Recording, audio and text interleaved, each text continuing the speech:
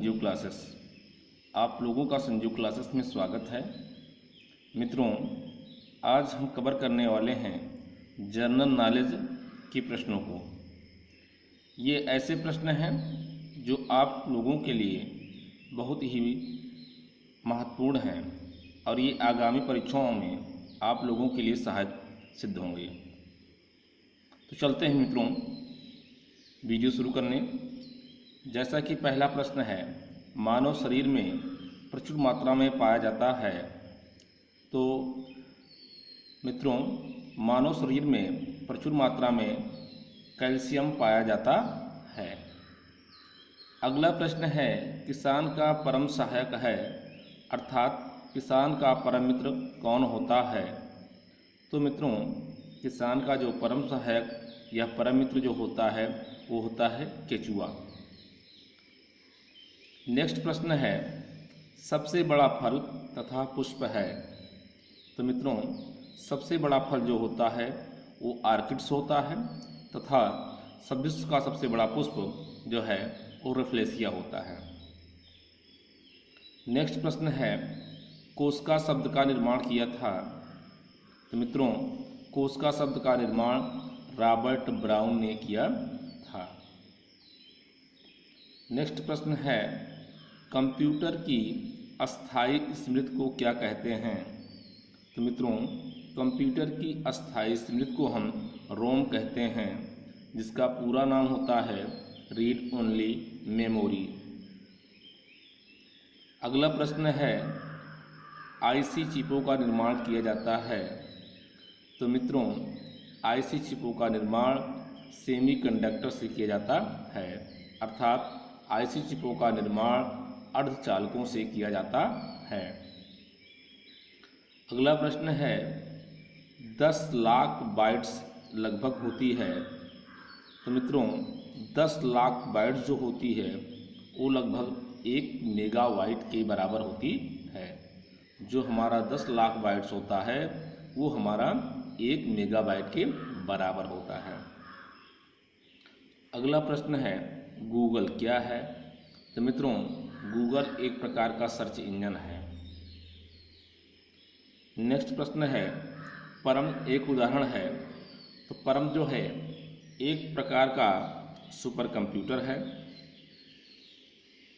अगला प्रश्न है, एक अश्वशक्ति में कितने वाट होते हैं या एक हॉर्स पावर में कितने वाट होते हैं? तो मित्रों, एक अश्वशक्ति में 746 वाट होते हैं, 746 वाट। नेक्स्ट प्रश्न है, आवेश का मात्रक होता है। तो मित्रों, आवेश का मात्रक जो होता है वो कूलाम होता है। अगला प्रश्न है, श्रव्य तरंगों की आवृत्ति। तो सबसे पहले जानिए श्रव्य क्या है।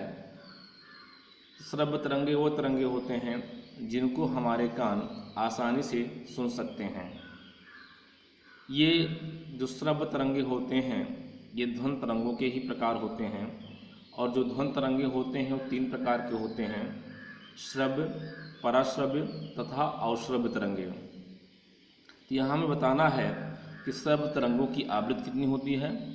तो मित्रों, श्रव्य तरंगों की जो आवृत्ति होती है वो 20 Hz से लेकर 20,000 Hz तक होती है, और यहाँ पर जो Hz है ये हर्ट्ज है, और हर्ट्ज जो होता है ये आवृत्ति का मात्रक होता है। नेक्स्ट प्रश्न है, ध्वनि की प्रबलता को किसमें नापते हैं? तो मित्रों, हम ध्वनि की प्रबलता अर्थात साउंड फ्रिक्वेंसी को हम डेसिबल में नापते हैं। अगला प्रश्न है, बल और विस्थापन में संबंध है। मित्रों, बल और विस्थापन में संबंध दिखाने के लिए हम W बराबर F/S के सूत्र का प्रयोग करते हैं, जहाँ पर W क्या है? W हमारा कार्य है, F हमारा बल है और S हमारा विस्थापन है। अर्थात बल और विस्थापन में संबंध होता है W बराबर F/S या कार्य बराबर बल गुणे बल की दिशा में विस्थापन। नेक्स्ट प्रश्न है, वेग परिवर्तन की दर क्या कहलाती है? तो मित्रों, वेग परिवर्तन की दर को ही हम त्वरण कहते हैं। अगला प्रश्न है, इलेक्ट्रॉन की खोज किसने की थी? तो मित्रों, इलेक्ट्रॉन एक ऋणावेशित कण है और इसकी खोज सर जे टॉमसन ने की थी। अगला प्रश्न है, दूरी किस प्रकार की राशि है? तो मित्रों, दूरी हमारी एक अदिश राशि है। अगला प्रश्न है, खाने के सोडे का रासायनिक नाम क्या है?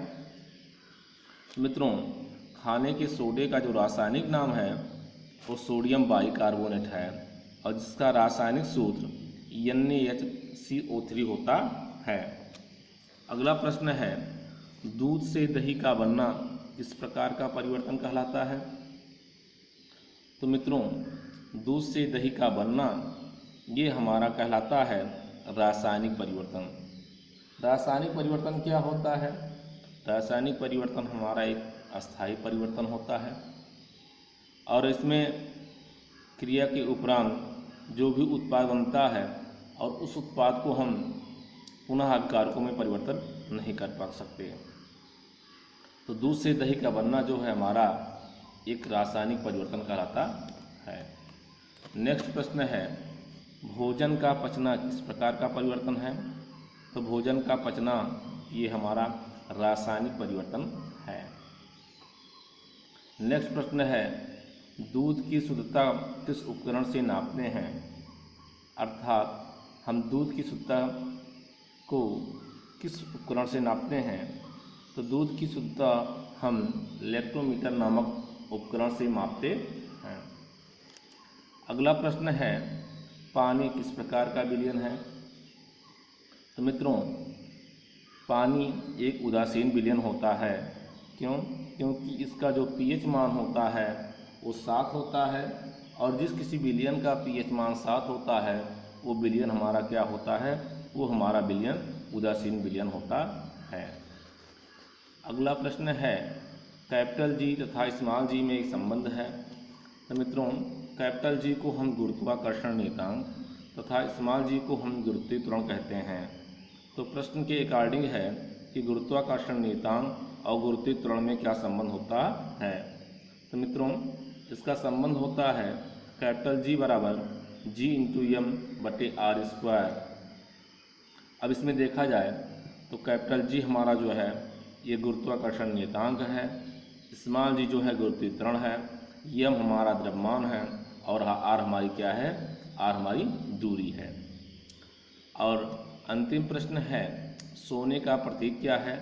तो मित्रों, सोने का जो प्रतीक है ये Au है। अब Au क्यों है? ध्यान से सुनिए, सोने का जो अंग्रेजी नाम होता है गोल्डन होता है, तो इसका जो नामकरण रखा गया है इसके लैटिन नाम आयरन शब्द से रखा गया है। तो इसलिए सोने का जो प्रतीक होगा वो Au होगा, अर्थात आरम से निकला हुआ शब्द है Au। इस प्रकार सोने का जो प्रतीक होगा वो क्या होगा? Au। ये क्वेश्चन रहे आप लोगों के लिए जनरल नॉलेज के महत्वपूर्ण प्रश्न, जो आप लोगों के लिए आगामी परीक्षाओं में आप लोगों के लिए सहायक सिद्ध होंगे। तो प्रिय मित्रों, आप लोग इसी तरह प्रश्नों को आप लोग अध्ययन करते रहिए। ये प्रश्न आप लोगों के लिए परीक्षाओं में अति महत्वपूर्ण साबित होंगे। तो इसी शुभकामना के साथ आप लोगों का दिन मंगलमय हो। धन्यवाद।